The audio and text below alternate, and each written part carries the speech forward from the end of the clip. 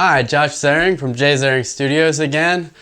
Today I'm going to show you how to create and utilize a Lightroom import preset. And the purpose of this is to save you a lot of time in the editing and to get more of a closer approximation of what you saw on the back of the camera as you were shooting on the LCD. And it gets you a lot closer in the editing, and it really saves you a lot of time. I'm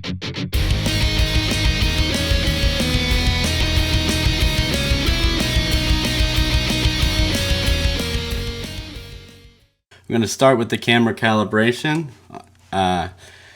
This is where you select what you usually shoot and what looks good to you.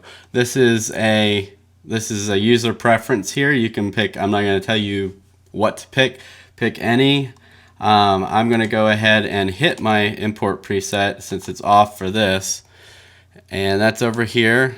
Just JZ Import 2017. I'm going to click that, and you'll see I use camera standard. For video, I use neutral most of the time, all the time actually. But camera standard gets me a little bit more color depth than neutral. Neutral will get you what's closer, the closest possible, I would say, to raw. And the purpose of this tutorial is to avoid that look and get a more polished look on import. And that does save you a ton of work. Here we go. So what you're going to do is you're just going to select that. And we're starting at the bottom here in Lightroom, because every setting that you take afterwards is pretty much based on what you see from your color profile, camera calibration, whatever you want to call it from your camera. So that's camera standard. I personally have it selected that I'm dropping -10 in the reds. So you don't have to do that. I wouldn't recommend it. I just know one of my Nikons especially, it benefits to just drop that out a little bit. It's not even that much, but it does improve the accuracy of my reds. And then we'll go up here to effects. If you like vignetting and you want it on every photo, you can still turn it off, but if you want it on every photo, go ahead and do that. If you like grain, go ahead and do that. I don't. I leave these alone most of the time. If I want to create a vignette, I do it manually. Lens corrections. If you're shooting with only one lens at all times, then enable profile corrections on this. I would not do the upright controls, no straightening, because every photo is different, and it will, I don't know if you've ever tried this, but if you try to copy settings and you've done the straightening, a lot of time it will adversely affect the straightness of the next photo that it's been copied to. So you don't want to, that's one thing you don't want to batch process there. That you want to do that one by one. Me personally, I use several different lenses, so I'm going to leave that alone. Now this next one is fairly important to me, and I will show you. I have everything blown up here so you can see it. I will show you what I do. We'll start with sharpening 70. I don't usually change that because I don't use any sharpening in camera, and I don't use JPEG. So this is we're working on a raw file. So this is 70. And my radius is real low. It's 0.6. A lot of people push it past there, and then you start to see artifacts. The detail I leave at the default 25. And noise reduction I leave at 25. I shoot at low ISOs most of the time. Get a good photo with the subject matter that you normally shoot. I go with a portrait for one reason, skin tones. I want to make sure my skin tones are accurate. If your skin tones are accurate, a lot of time any photo you import into it with that setting will be accurate. It really depends on your subject matter. If you mostly shoot landscapes and you mostly crank a lot of the colors, then that's not going to work for you. And that's farther up here, but we're working our way backwards here instead of from the top down. So the detail I have set at 50, contrast 0, and then this is pretty important. A lot of people don't realize it. Here I'm going to zoom in on this picture. You can see there's no color noise, and this was, I believe, shot at ISO 200 here. If I turn this off, you'll see what I'm talking about, because I'm pretty sure there's a little bit of color noise. If you're shooting at a higher ISO, this really helps, and you won't see like blurring. Like if you put the noise reduction up too high, you'll see blurring, the luminance, and it'll round out the details, and sometimes it doesn't look very good. But the color noise reduction, that looks good. You can put that pretty far up there and it'll still look good. It actually looks really good.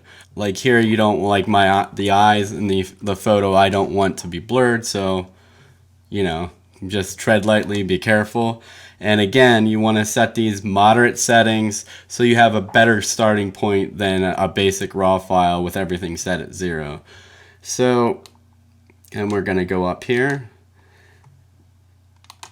Split toning, again, that's user preference. I turn it off.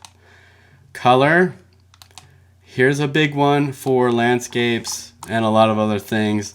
For portraits, on the other hand, I would rather do that on a photo by photo basis. And this section, how I have it set up with red, orange, yellow, with the hue, saturation, and luminance, that's how I work. That's how I like it. I like to go down through there while I'm looking at the photo. But right now, we're gonna turn that off. And the tone curve, if you have like a tone curve has like, for example, a film look, and you want that on every photo, keep in mind any of this stuff is not permanent. When you import, if it has that look and all of a sudden you stop liking that look or you don't think it works with the photo, just turn it off. You can turn all this stuff back off. It just helps you on import to get that look that you're going for right away, and your editing from there is a little bit easier. So what I do like to do is a darker film look, but I don't like it on all of my photos. So again, I do leave this go in my import preset. But you'll see here, I have some presets here. One's called 1976, and that looks like this. And I'll turn it on and off here. That's off, that's on. And you can see why.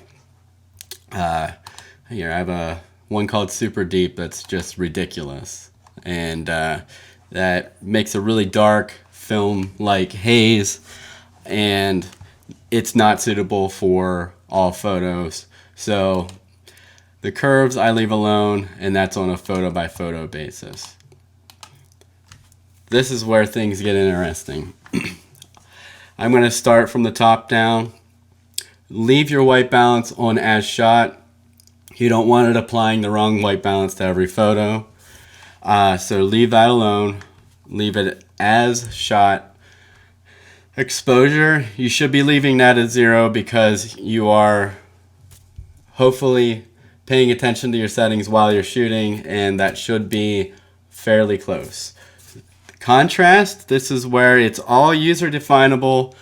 Don't take it from me. This is my own personal preference, and I've been solidly using these exact settings for a long time. All I do is update the year on my preset, basically. And I do go back and I'll look at the raw file and apply this and think, okay, well, there's really just a few edits I want to make. And that's the glory of the import preset here. I see it on the back of my camera, and I know once it gets in the Lightroom, it's going to look pretty similar to what I saw on the camera. So here I have contrast at 30. Highlights I always drop down pretty far. On my import preset, I have it -50. Really, a lot of times, not on a portrait, but a lot of times other things I will drop down. You can see the backlight there from the window, and it looks a little, it's all based on opinion, it looks a little bit better. And that's at negative 95. But again, keep it pretty neutral here. Shadows plus 45. Again, that's a portrait thing for me. I'm lifting shadows off of the face. That's basically what I'm doing. And if I want to just do that, I'll edit and I'll just remove the shadows from the face only and leave the rest. White, negative 25 for me. I hardly ever touch it. Blacks, sometimes I start there if I know a photo is looking a little drab. I start at the blacks and I'll drop them down, which is increasing the blacks, and that looks like this. So on a portrait, not that great, but I do have it at negative 25 by default, and a lot of time on portrait I will not change that. So then we move on to the next section, presents. Christmas presents. No. Clarity plus 20. If you've ever seen any of my other videos or my photos, you know, a lot of times I like to crank that, and I will crank that up to 100 for virtually every single photo that I'm editing, and then drop it down until it stops looking dumb. That's how I put it. That's basically what I do with every import. I'll look at it at 20 and then I'll blast it up the whole way and then drop it down to where I think it works. Vibrance plus 10 and saturation plus 10.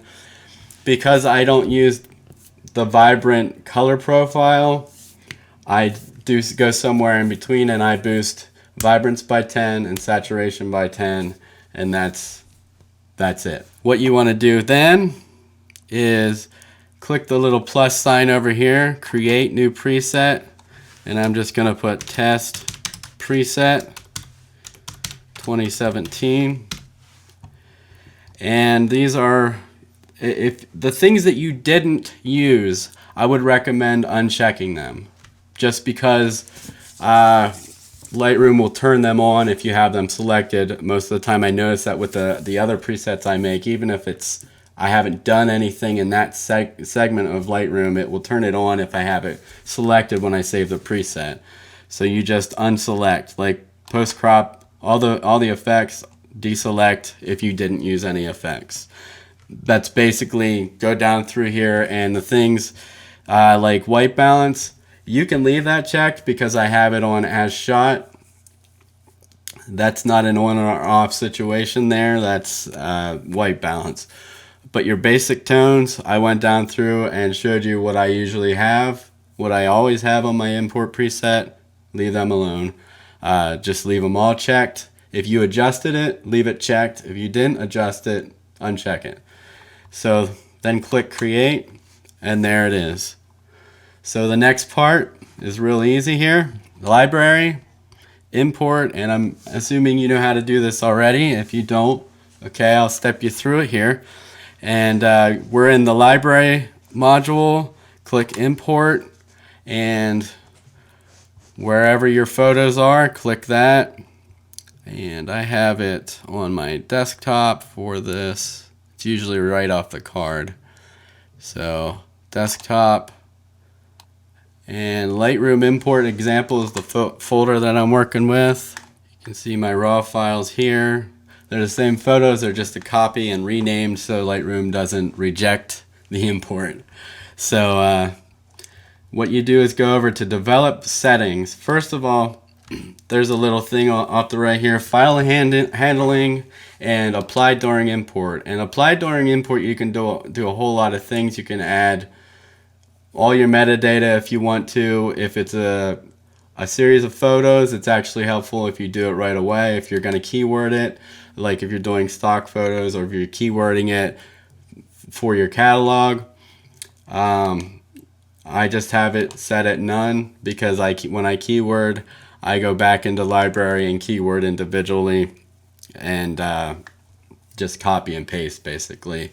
So your develop settings, you're going to click on your import settings, and in this case test preset 2017, and this is the easiest part here. Click import.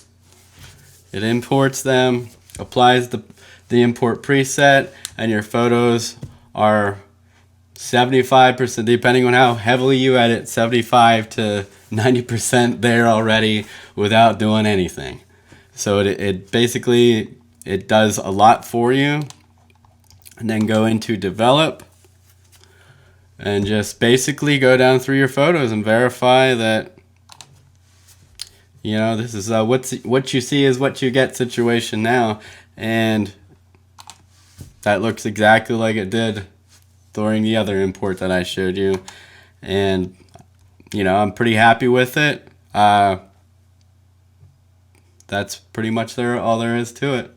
I hope that helped. If you have any questions, if any part of this confused you, or even if you don't agree, just let me know down in the comments, or at the end of this video there's links to everywhere I am on social media. Just go ahead, wherever you're the most comfortable asking a question or talking, just let me know. See you next time. Keep creating and keep it awesome.